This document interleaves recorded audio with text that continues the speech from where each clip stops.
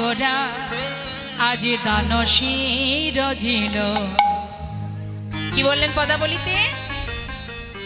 নদিয়ার মাঝে নবদ্বীপচন্দ্র গৌর সুন্দর আজ তিনি ব্রজভাবে বিভোর হয়ে দুবাহু প্রসার করে দান চাইছেন। নিতাই গৌর হরি বল। কাদের কাছে চাইছেন? আমাদের মতো জগৎ জীবের কাছে। রে জীব, আমাকে দান দে। হরি বল। ভগবান বলছে আমাকে দান দিতে হবে, তোমরা আমাকে দান দাও। কি দান? কিসের দান? কেনই বা দেব? তাই তো মা, প্রভু যে দান চাইছেন কি জন্য চাইছেন? কারণ তো অবশ্যই আছে। বৈষ্ণব মহাজন বলছেন, এই যে সমাজে মনুষ্যকুলে জন্ম পেয়ে এই পৃথিবীতে যা কিছু নিয়ে আমরা বেঁচে আছি, কোনো কিছুই কি আমার? হরি বল। হরে কৃষ্ণ। আমার সঙ্গে একসঙ্গে কথা বলতে হবে, কোনোটাই তো আমার নয় মা, তাই না? তাহলে যেটা আমার নয় কিন্তু আমি ব্যবহার করছি বলে আমাকে সরকারকে বারবার খাজনা দিতে হচ্ছে। আমার হলে দিতাম না, যেহেতু আমার নয়, অন্যের জিনিসকে ধার করে নিয়ে আমি ব্যবহার করছি, তাহলে তার জন্য তো তাকে খাজনা দিতে হবে। যেমন যে বাড়িতে বাস করছি তার জন্য ট্যাক্স দিতে হয়, যে জমিতে ফসল ফলাচ্ছি তার জন্য খাজনা দিতে হয়, যে পথে আমরা চলি আপনারা সবাই জানেন, পথে ঘাটে আমরা সবাই চলি, যে পথে যাতায়াত করতে হয় রাস্তার মাঝে মাঝে, আমার দিকে তাকান, রাস্তার মাঝে মাঝে টোল দিতে হয়। রাস্তার মাঝে মাঝে টোল দিতে হয় না? এক এক জায়গায় টোল দিতে হয়। সামান্য একটা বাঁশের সেতু পার হতে হবে, তাতেও টাকা দিতে হবে। তাহলে যা কিছু জীবনে আমরা সাথে করে নিয়ে চলছি সব কিছুর বিনিময়ে সরকারকে খাজনা দিতে হচ্ছে, তাই তো? তাহলে এই জগতে এগুলো যদি আমার হতো তাহলে তো দিতে হতো না। ভগবান বললেন, জীবনে যা কিছু নিয়ে বেঁচে আছো সব কিছুর বিনিময়ে সরকারকে খাজনা দিচ্ছ তোমরা, আর আমি যে মূল্যবান সম্পদটা দিলাম তোমাদের, তার বিনিময়ে আমায় কিছু দেবে না? আশ্চর্য! কি দিয়েছেন প্রভু আমাদের। এখন আমাদের আর একটা কথা বলতে হয়, কি দেননি তিনি আমাদের?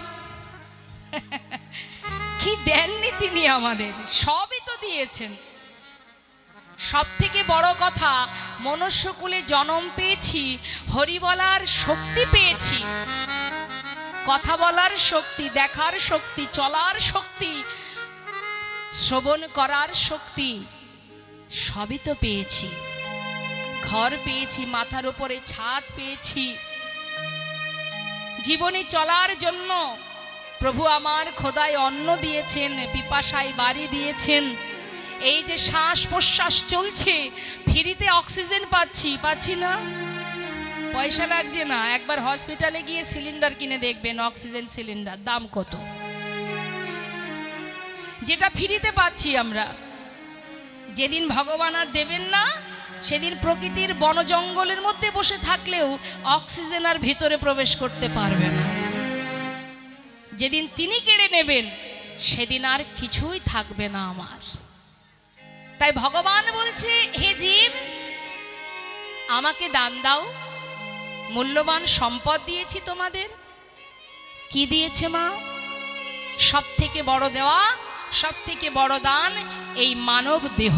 নিতাই গৌর হরিবল হরিবল। এটা তো তার কৃপায় পাওয়া, একদিন দুদিনের সাধনার ধন নয় তো। এটা সুন্দরভাবে বুঝতে হবে। লীলা কথা যদি কেউ একবার শোনে, মনে প্রাণে যদি একটা দিন একটা লীলা সঠিকভাবে শুনতে পারে, সে আর কোনোদিন কখনো ভুল পথে পা বাড়াবে না। তার চেতনা চৈতন্য হবেই হবে, হতে বাধ্য।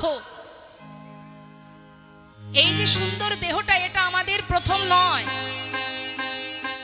খাচ্ছি দাচ্ছি, ঘুরছি বেড়াচ্ছি মনের আনন্দে, কিন্তু বিচার সবাই বিচার দেওয়ার সময় তখন কিন্তু তোমার বলার শক্তি থাকবে না, ফুরিয়ে যাবে। যখন তুমি ফিরবে ঘরে, সেখানে গিয়ে তোমাকে বিচার দিতে হবে। 84 লক্ষ জনে ভ্রমণ করে মানব জনম চেয়েছিলে, বলেছিলে দয়াময় পশুকুলে কীটকুলে পক্ষীকুলে, এমন পশুকুলে কীটকুলে কৃমি কীটকুলে বৃক্ষকুলে জনম দিও না। দাও না দয়াময়, মানব জনম দাও, যে জনম পেলে তোমার নাম করা যায়, যে জনম পেলে তোমাকে প্রাণ ভরে ভালোবাসা যায়, যে জনম পেলে নিজের হাত দিয়ে তোমাকে ভালোবেসে সেবা দেওয়া যায়, দুহাত দিয়ে তোমাকে বুকে জড়িয়ে ধরা যায়, সেই জনম তুমি দাও প্রভু, সেই জনম দাও। পশুকুলে কীটকুলে আর দিও না জনম। এই সুন্দর মানব জনমটা তারই দেওয়া, এটা তার দেওয়া সম্পদ, আমার নয়। তিনি দিয়েছেন, আবার সময় মতো তিনি নিয়েও নেবেন। এই দেহটা যদি আমার হতো বাবা, তাহলে আজ আমার যেমন রূপ আছে 10-20 বছর 20-30 বছর পরেও আমি আমার এই রূপটাকে ধরে রাখতে পারবো, আমার যদি হয়। আমার তো নয়, তাই ধরে রাখতে পারবো না। যতই তুমি সেবা যত্ন করো না কেন, প্রকৃতি আস্তে আস্তে তোমার সব কিছু সব একটু একটু করে কেড়ে নিয়েই নেবে, সব নিয়ে নেবে। রইবে বাকি কি? এই যে শক্তিটুকু আছে না কথা বলার, বলতে পারছি, এই যে পরমাত্মা যে আছে বলে আজ আমি আছি, এই দেহটা আছে, যে শক্তির জোরে চলতে পারছি। আজ আপনারা সাধু সঙ্গ করছেন, সুযোগ পেয়েছেন, ভক্তের চরণধুলি মাখার সুযোগ, শোনার সুযোগ, দেখার সুযোগ।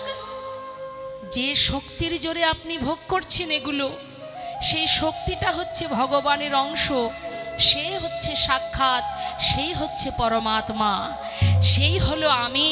আমার দেহটা আমি নই। আমি মানে দেহ নয়। এই হাত দুটো কি আমি?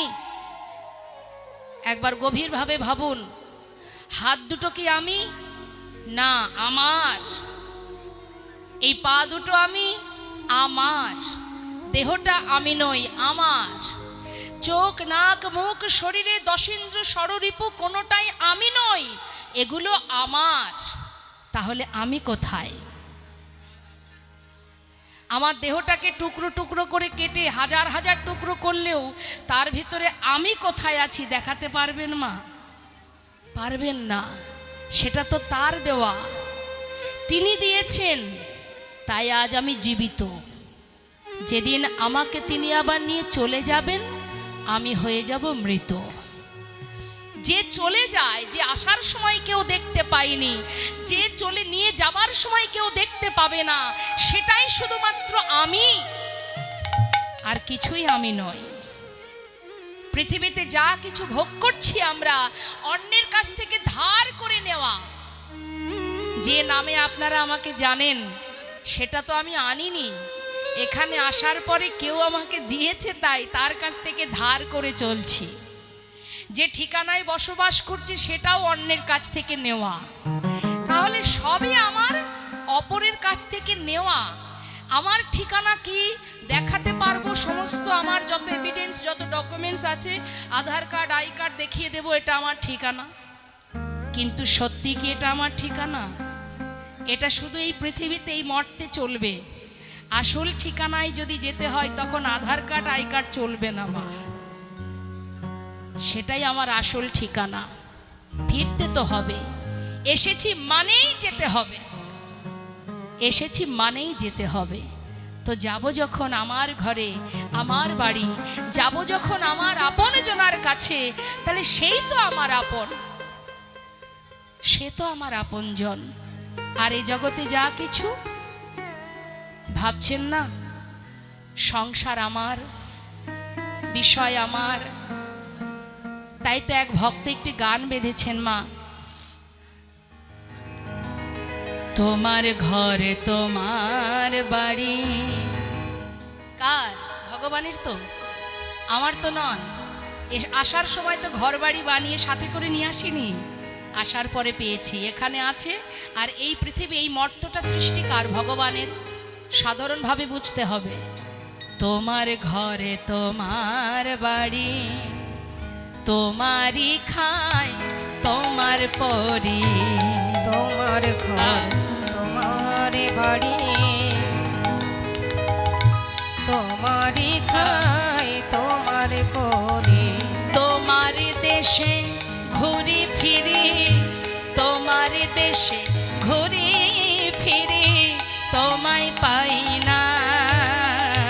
হরি বলতে কেন নয়ন ঝরে না? ও হরি বলতে কেন নয়নে ঝরে না? তোমার টাকা তোমার করি। কি গো বা, আসার সময় টাকা এনেছিলাম, কেউ বা করোড়পতি, কেউ বা মধ্যবিত্ত পরিবার, যার যেমন উপার্জন, তা এই টাকা কি আমি নিয়ে যাব যাওয়ার সময়? তোমার টাকা তোমার করি, শুধু